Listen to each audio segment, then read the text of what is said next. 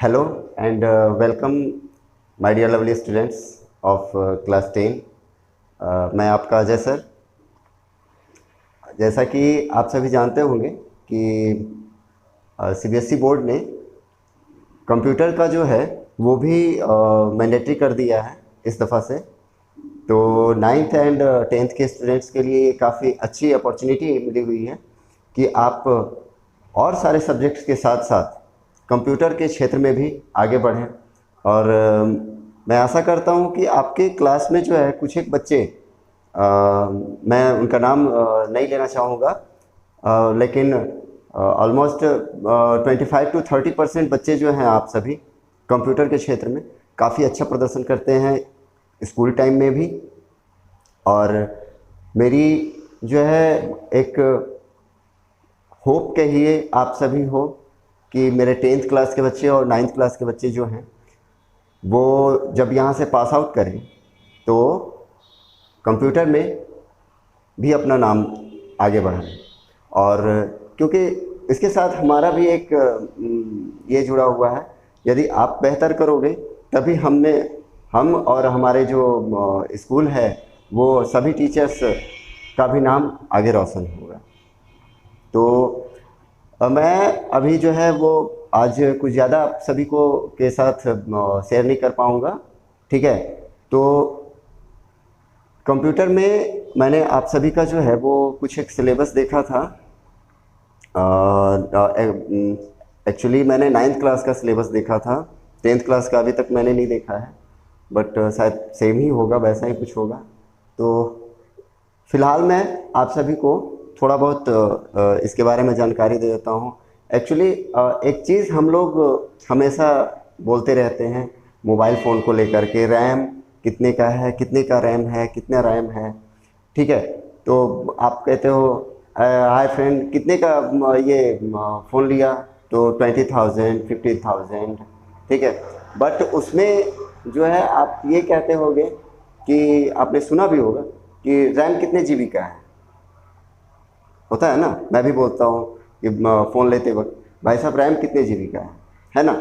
तो हम सभी पूछते हैं, तो रैम रैम रैम करते हैं, बट मुझे लगता है कि कुछ एक बच्चे और बहुत सारे लोग जो हैं वो इस रैम के बारे में एक्चुअली जानते नहीं होंगे कि ये रैम आखिर होता क्या है।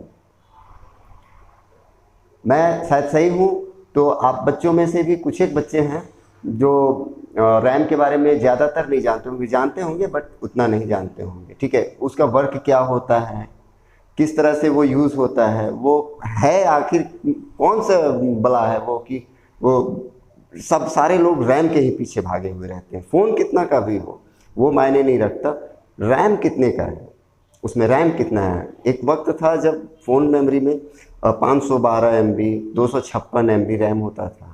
आज जो है फिर उसके बाद 1 GB रैम आया, फिर जो है 2 GB रैम आया, 4 3 4 5 6, अभी फ़िलहाल में 12 GB तक जो है वो रैम जो है वो आ चुका है। तो आखिर सारी दुनिया जो है इस रैम के पीछे क्यों भाग रही है नहीं पता। मैं थोड़ा सा उसको जो है थोड़ा उसके बारे में लाइट दूंगा उसके में। एक्चुअली रैम का जो मतलब है वो होता है रैंडम एक्सेस मेमोरी, ठीक है। रैंडम एक्सेस मेमोरी, जैसा कि आप इसके नाम से ही आप समझ रहे होंगे, random access memory that means कि रैंडमली जो है वो मेमोरी को एक्सेस करना, ऐसा है कुछ।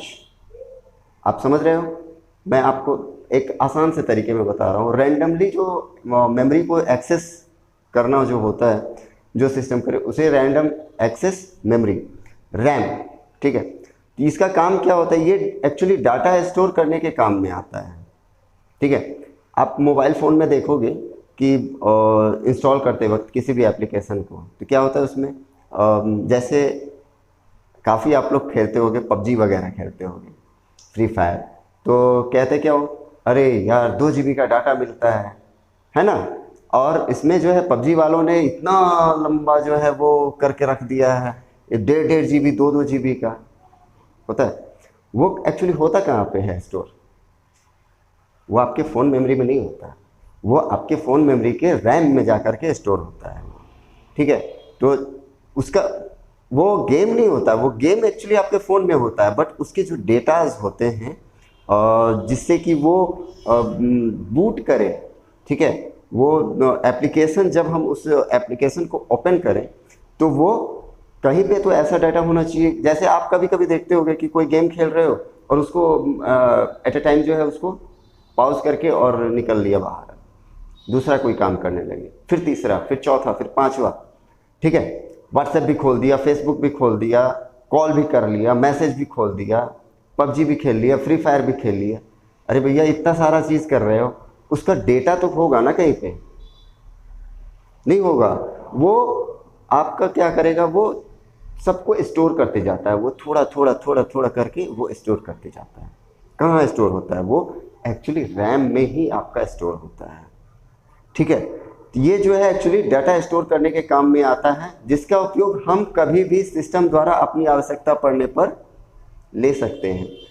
मैंने बताया ना जैसा कि आपको कि उसमें जो है, मान लो कि मैं व्हाट्सएप कर रहा हूँ, ठीक है, और अचानक मुझे याद आया कि अरे यार मेरा फ्रेंड जो है वो एक नोटिफिकेशन आया, और मेरे फ्रेंड ने जो है वो फेसबुक पे कोई पोस्ट शेयर किया, उसका नोटिफिकेशन आया, तो मुझे फेसबुक भी ओपन करनी है, मैं व्हाट्सएप पे था, मैसेज कर रहा था।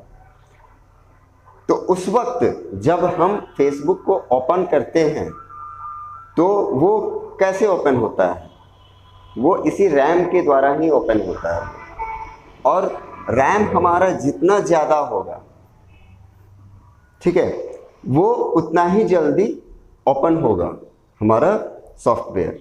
ठीक है, जैसे आप एक GB का फ़ोन का जो मेमोरी है वो आप लो, ठीक है, और एक 2 GB और एक 4 GB, अभी तो ऑलमोस्ट जो है वो सबके पास जो है वो 6 GB वेरिएंट ही जो है वो चल रहा होगा। ठीक, तो आप एक 2 या 3 GB का मोबाइल फ़ोन लो और एक 6 GB का मोबाइल फ़ोन लो, आप उसमें दोनों फ़ोन में सिमिलरली जो है रख दो उसको, और उसमें जो है सारे ऐप्स जो है वो क्लिक करके ओपन करते जाओ। थोड़ी देर के बाद देखोगे आप कि उसमें लैग्स आने लगे, किसमें? जो कम रैम वाली जो आपकी फ़ोन है उसमें लैग्स आने स्टार्ट हो जाएंगे, वो धीरे धीरे स्लो होना स्टार्ट हो जाएगा। एंड आफ्टर फ्यू मिनट्स जो है आप देखोगे कि आप व्हाट्सएप ओपन कर रहे हो तो वो फिर से कहाँ शुरू से वो स्टार्ट होगा। गेम को प्ले पॉज पे करके रख दिया उसको, वो जो है शुरू से स्टार्ट हो जाएगा। लेकिन वही जो ज़्यादा मेमोरी वाले जो आपकी फ़ोन है, जैसे मान लो आप 6 GB की 8 GB की रैम की जो फ़ोन है, उसको आप देखोगे तो वो क्या काम करेगा, वो एकदम फास्ट स्मूथ आपका काम करेगा। ठीक है, तो वो हमें जब जैसी आवश्यकता पड़ी हमने वैसा उससे ले लिया। ठीक है, तो रैम का इसमें जो है बहुत ज़्यादा बड़ा मायना होता है। रैम के द्वारा ही कोई भी मशीन, कोई कंप्यूटर, कोई भी मोबाइल, मतलब कि जो भी सिस्टमैटिक जो होता है सिस्टम, वो जो है किसी भी डाटा को यूज़ यानी इस्तेमाल करता है, जैसे किसी भी एप्लीकेशन या सॉफ्टवेयर को, ठीक है, उसका जो मेन जो डेटा होता है वो उसका इस्तेमाल करता है। ठीक है, और रैम के ही द्वारा जो है हम अपने कंप्यूटर में या फ़ोन मेमोरी में उसको देख पाते हैं, रन कर पाते हैं, और उसमें जो है जैसे अपडेट्स आते हैं वो कहाँ पे स्टोर होते हैं, वो इसी रैम में ही स्टोर होते हैं। ठीक है, और एक सबसे बड़ी बात मैं आपको बता दूं कि रैम जो है वो मोबाइल फ़ोन को आप ऑफ कर दो, कंप्यूटर को आप ऑफ कर दो, ठीक है, तो वो जो सिस्टम ऑफ होने के बाद जो है उसका जो डेटा होता है वो डिलीट हो जाता है उसमें से। ठीक है, वो डिलीट हो जाएगा उसमें का, लेकिन जैसे ही उसको ऑन करोगे तो वो उसमें वो फिर से जो है वो, इसी वजह से जब भी हम मान लो कि पॉज कर दिया ना, मैंने बताया ना आपको कि आप जो है गेम पॉज कर दो, या फिर फेसबुक आपने ओपन कर रखा है और पेज जो है वो आपका ओपन है, वो कब तक आप दोबारा जो है वो आप जैसे ही बंद करोगे तो वो स्टार्ट हो जाएगा, जब तक कि आप फोन आपने स्विच ऑफ नहीं किया है। ठीक है, अगर आपका फ़ोन स्विच ऑन है या फिर कंप्यूटर ऑन है तो आप देखोगे कि मिनिमाइज़ करते हैं ना हम लोग कंप्यूटर में, जैसे कोई भी ऐप्स खोल लिया उसको मिनिमाइज़ कर दिया और जैसे ही उसको फिर से मैक्सिमाइज़ करेंगे हम तो वो सेम वही पेज जो है वो डिस्प्ले करेगा। बट अगर हम कंप्यूटर को ऑफ कर देंगे तो नहीं नज़र आएगा ना वो ऑटोमेटिक, क्यों? क्योंकि वो उसको जो है सिस्टम जो है हमारा वो ऑटोमेटिकली जो है वो उसको क्लोज कर देता है। ठीक है, तो इससे क्या होता है कि डाटा जो है वो सुरक्षित रहता है, आपका एप्लीकेशन जो है वो सुरक्षित रहता है। तो वो जो है डेटा को ये डिलीट कर देता है, अपने पास नहीं रखता वो कि नहीं भैया मुझे नहीं रखनी है आपकी डेटा को, आप तो क्लोज कर रहे हो, आपकी तो ज़रूरत ही नहीं है अभी, आपको तो जो मेरा यूज़र है वो तो क्लोज कर रहा है, तो फिर मैं आपको क्यों रखूँ, है ना। तो ये सारी चीज़ें जो हैं रैम के बारे में है। इन नेक्स्ट क्लास जो है मैं आपको रोम के बारे में भी बताऊंगा। ठीक है, और एक चीज़ और मैं बताना चाहूँगा बच्चों आप सभी को कि अभी फ़िलहाल में जो है लाइव सेशन का वो ट्रायल चल रहा है कि ताकि हमें ये पता चल सके कि क्लासेज जो हैं वो अभी लाइव आने के लायक है या नहीं है। हमारे यहाँ का एक्चुअली जो है ये ग्रामीण क्षेत्र है, रूरल एरिया है हमारा, और यहाँ की जो नेटवर्क कैपेसिटी जो होती है वो शायद कम होती है, और या फिर आप ऐसा सोचें कि कैपेसिटी इसकी जितनी है उससे कहीं ज़्यादा मोर देन जो किसी भी नेटवर्क मोबाइल नेटवर्क कंपनीज हैं उनसे कहीं ज़्यादा यूज़र्स जो है उन्होंने अपने कर रखी हैं। तो उसमें क्या होता है कि उसके बारे में भी मैं बताऊंगा कि ये आखिर ये चीज़ कैसे वर्क करता है। ठीक है, तो जो मैंने अभी बताया कि उसकी जो है कैपेसिटी जो है वो कम है और यूज़र्स ज़्यादा होते हैं, तो वो किस तरह से वर्क करता है, क्यों ऐसा होता है कि हम जो है कभी नेट जो है चलाते हैं और हमारा नेट स्लो होता है, हम क्या कहते हैं कि अरे यार एयरटेल की नेटवर्क स्लो हो गई, नहीं चल रही है एयरटेल की नेटवर्क ही नहीं चल रही है, जियो तो बर्बाद हो गया यार, बर्बाद कर दिया, जियो तो चलता ही नहीं है, उसका नेटवर्क जो है वो ख़राब है। ऐसा कुछ नहीं है, उसकी नेटवर्क वगैरह में कोई प्रॉब्लम नहीं होती है। कुछ एक चीज़ होती है जो मैं आपको इन फ्यूचर जो है वो मैं आप सभी को जो है वो बताऊंगा। अभी फ़िलहाल के लिए इतना ही। लाइव सेशन जो है वो स्टार्ट होगा तो आपका जो ऑनलाइन क्लास जो है उसमें वो दिखेगा। ठीक है, तो फ़िलहाल के लिए बच्चों इतना ही।